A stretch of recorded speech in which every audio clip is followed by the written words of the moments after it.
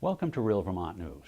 Today, we're looking into renewed attempts by progressive Democrats in the legislature to use Act 250 to save the planet from global warming by driving rural Vermonters like sheep from where they live and work now in the countryside into more supposedly energy-efficient urban centers where progressives thinks everybody should live and work.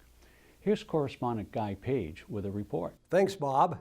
The Act 250 revision was released in December and has been under scrutiny in a Vermont House committee ever since. The full House may not vote on a bill this year, and it may not get to the governor for 2 years or even 3. A lot could change, but the point of the bill is to, quote, encourage more compact development while preserving our working lands and rural character. In other words, make it harder to build new homes outside of urban centers and shoehorn us Vermonters into energy-saving multifamily buildings near public transportation. Most businesses, too, would be discouraged from building anywhere but in selected urban areas. The plan would restrict development above 2,000 feet elevation, limit so-called forest fragmentation so Vermont becomes more like one big woodland, and to make it difficult to develop property near the 422,000 acres of land now in a state conservation program.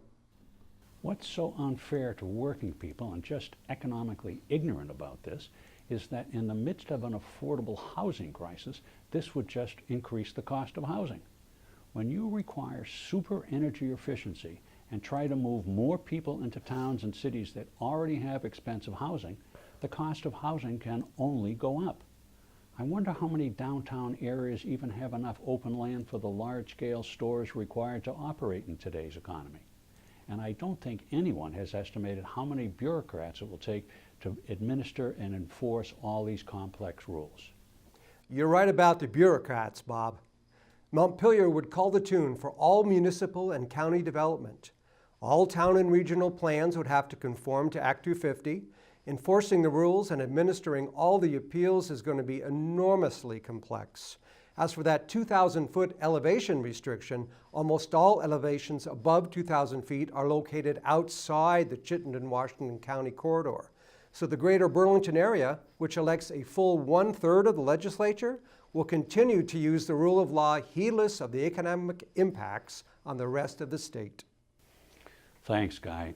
So, housing and business developments in our urban areas are going to be allowed to go forward quickly. Actually, as quickly as Act 250 allows anything to go forward, while similar projects in rural areas are going to face even more restrictions than they do today. This is social planning on a grandiose scale, and progressive Democrats justify its heavy-handed nature by saying Vermont must save the planet from global warming.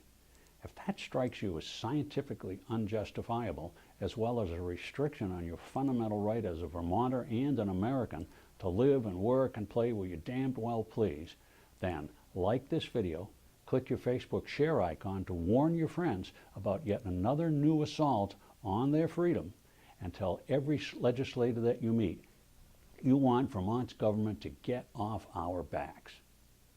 And that's all the Real Vermont News we have time for. A lot more happened, and we'll be looking into all of it.